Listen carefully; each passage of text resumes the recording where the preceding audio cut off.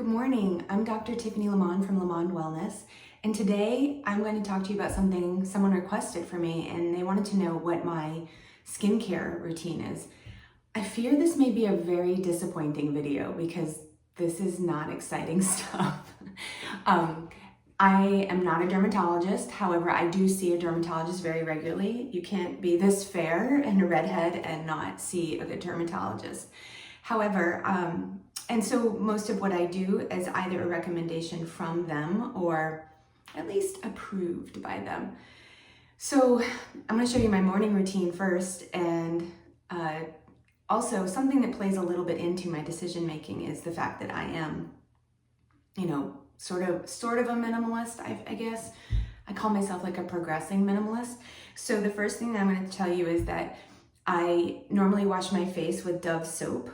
I know that people are going to die. They're going to be like, don't wash your face with Dove soap. But the reason why I do it is because my husband's dermatologist, when he was young, had him do it. And he's so adamant about using it that I just kind of was like, okay. And so we've been together 23 years. And so I've been doing that for probably at least 20 of those years. In the morning, though, I don't always use soap on my face. I usually will just use lukewarm water and a washcloth and just sort of dampen my face and like wipe it off. So I'll do that first. So just using a clean washcloth and kind of wash my face. I think people are going to be really disappointed because I don't do anything fancy or special on my skincare or makeup. I own like 3 pieces of makeup. I don't really wear makeup. So that's pretty much it. Get it kind of moist. I do feel like that helps it receive moisturizer better. And I'm not super loyal to any particular skincare routine. Actually, I tend to use up what I have, and then if I'm not really loving it, I try something else. So something that kind of ends up in the rotation very regularly is this. Again, it's recommended by my dermatologist. This can be used on my face or my body, and it's pretty moisturizing. Doesn't have all the tree huggery ingredients I would maybe like, but dermatologist approved. Same company makes a daily moisturizer. This is something that is non-negotiable in terms of my skincare routine. I must have sunscreen. I wear sunscreen on my face 365 days a year. Face, neck, chest, arms. Another sunscreen choice that I will sometimes use is this one. This is directly from my dermatologist. This one's pricey. So I use that one sparingly, but I do like it because both of these have, I think this first one from CeraVe has a combination of both chemical and physical blocks. But in general, I prefer physical blocks. That's also by recommendation of my dermatologist. And this one is only zinc. But somehow they put it in a liquid formula and you shake it, and it's not nearly so, the cast doesn't last as long, but I'm also very fair, so the cast doesn't look that much on me either.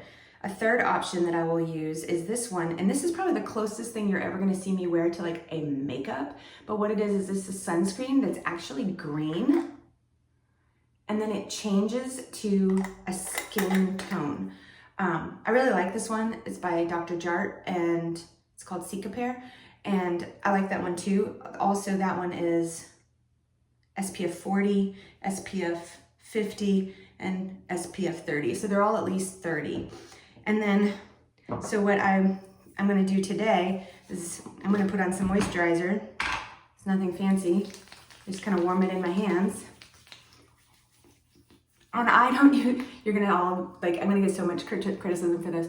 I don't use like an eye cream or anything that's separate. I figure if I'm putting anything on my face that isn't really safe to put around my eyes, I probably shouldn't be putting it anywhere on my body. That's just a thought. And then down the neck. So that is that. Then today, my plan was to just wear this one on top. Now you're gonna get to see how white this is. And again, I use it right around my eyes too. This one, probably because it has some chemical sunscreen in it, maybe I should consider not putting this one around my eyes. I don't know. These are the kinds of things that I'm always a little leery to show because this is not my area of expertise. I would say I'm 42. I feel like I have decent skin. I'm gonna probably give a lot of that credit to sunscreen, and this is not very attractive to do this on camera, is it? I feel like I should turn around and complete what I'm doing and then come back. And then the other thing is I take the same sunscreen and I do, actually, I've taken off my jewelry. Actually, I forgot to take off my bracelet, but that's okay. And I do the back of my arms and hands. So the reason why I do these areas is because these are the areas that always get sun.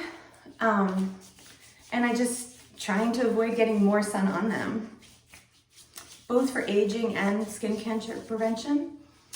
So leaves a little bit, you can see a little bit of a white cast, but it does soak in. And I know you're gonna think this is really unhelpful, but I don't own any other real makeup. Like I said, the closest thing that I would use to makeup would be that Cicapair. And then I'm gonna show you the couple of makeup things that I do own at this point, and you guys are allowed to laugh. So first of all, I don't wear this unless I am due to tint my eyebrows. But I do have this little tub of eyebrow stuff. Honestly, I don't love it, but I don't hate it. I definitely probably would like something else, but I tint my eyebrows and my eyelashes because I don't like to wear makeup. So unless they're fading, I don't even use that. And then otherwise, I only own 4 pieces of makeup, if you will. The first one is by RMS Beauty. Let me put these down.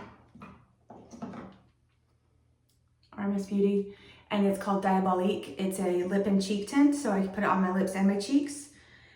Apparently I like those because that's 3 of the things I have, 2 of which I made myself. So again, very crunchy. This is in like a little Vaseline container, but I actually took a Burt's Bees lipstick and mixed it with some Burt's Bees chapsticks and other lip balms that were sort of at the end. And I melted them together and made myself a lip and cheek tint. I actually think this one might be my favorite. It looks really dark, but it comes out this like really pretty purpley color. And then I also made this one myself.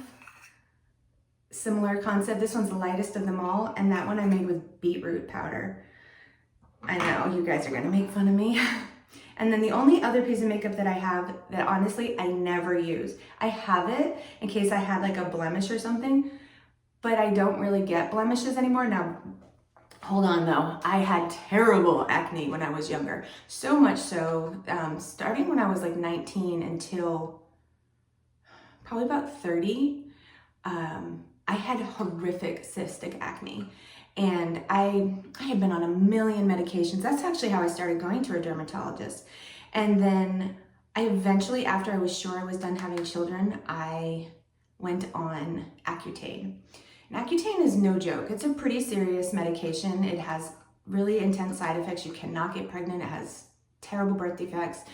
It can cause liver problems. You have to have your blood work monitored, etc. So I really didn't want to do it, and for years and years and years I tried not to, and but I was also on all these other medications, including like chronic antibiotics and stuff like that, which is also not good. So I finally did it, and let me just tell you, that was miraculous. It truly was miraculous. I've probably not ever had a pimple since. I do have a little bit of scarring from my acne right here, but I would say it's not bad, and when I smile it kind of looks like a dimple, so okay, it doesn't bother me. But I do have this in case I got a blemish. It's from that same company, RMS Beauty, and it's called Uncover Up. I guess you could use this as a foundation and stuff too. I would never do that. That's way too intense for me. But I've had this for probably a year, and you can see that I haven't even really used it. But I have it. So those are my 4 pieces of makeup. So the only thing I'm gonna put on today is this. So I take a little bit, kind of dab it on my lips. This is the one I made. That's that. Take a little bit, put it on my fingers, smile, go dab, dab, dab, dab. And then I just kind of dab it into my cheeks. This is me wearing makeup. That's it. I used to own a tube of mascara. Maybe I would buy another tube. I can never find one that I consider like a healthy version that I like. And again, I would only use that when my eyelashes, like the tint is wearing off, but It's funny, I've never worn much for makeup ever, but I definitely wear less now than ever. I've just come to really accept my face kind of how it is, and learn to embrace, you know, the inner beauty, I guess, if you want to call it. But the only other thing I do, and this is probably the least healthy thing I do, I really do like this Grande Lash ND. I've actually made a video about this in the past. And it's not full of all kinds of healthy ingredients. But the other thing that I do, I alternate with on my eyelashes is organic castor oil. Also makes pretty good eye cream, I think, at night. So I will alternate between those two things. So this one goes on and you put it on your upper lashes. I guess you can put it on your bottom too, I just don't. And it helps them, I think what it does is it delays the growth cycle of eyelashes, because of the length of your eyelashes and things like that. Even your hair is based on a growth cycle. So some people, they will lose the hair faster than others. I've always had pretty decent eyelashes. However, this has made a big difference and I continue to use it. And I've not had any ill effects from it, but I would say it's probably low on the healthy scale. I don't know. And I generally use this at night, not typically during the day. And the other thing that I would do, actually I already did it, but I would do before I put like lip balm or whatever on, is I'll brush and floss my teeth. So I use this dental floss. It's by a company called Publix Good. It's made out of silk, so it's compostable and whatnot. And it comes in a reusable container, and then you can buy refills for it. I really like this product. I will say that the silk is a little bit fragile, so if you have really tight teeth, it can break, but I've gotten used to it, and I use that pretty regularly. My current toothpaste that I'm using is also from Public Goods, and I'm pretty happy with that one. This one, I believe, is a fluoride-free one. And I like this toothpaste in general, but I think the biggest thing that I like is my toothbrush. I had not ever had one of these types of toothbrushes until pretty recently. So I have this Sonicare toothbrush, and these are fantastic. So if you've never tried one of these, I really think you should give it a go. I got mine at Costco, and I think I got a deal on it, but these toothbrushes, as far as like getting your teeth clean and getting to the back of your teeth, I think really are a game changer. And my dentist had told me for years to do that, and I've been using a manual toothbrush, and I should have listened to her sooner, frankly. It's been great. I guess another thing that I should mention is, or lack thereof, is my hair care. So I tend to wash my hair every third day. I wash my body daily, especially because I try to exercise every day. But my hair, I wash every third day. And as I've gotten older, I could probably go even longer because it's so much drier than it used to be. But I tend to do a lot of different little updos. Maybe I'm too old to be doing that, but I don't care. I'm gonna do it anyway. But so like today, this is the hairstyle. It takes me about 30 seconds to do that.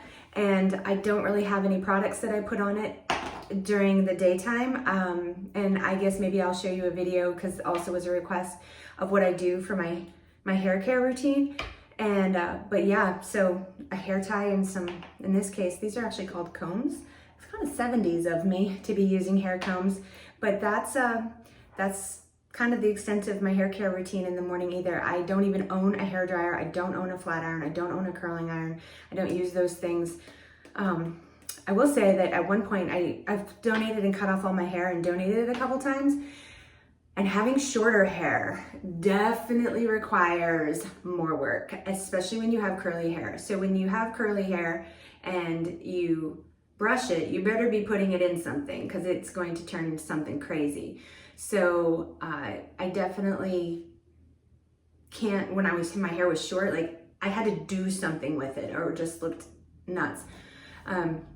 I didn't really mind it either way. Kind of, again, embrace it however my hair is, but I would say having long hair is definitely easier and lower maintenance.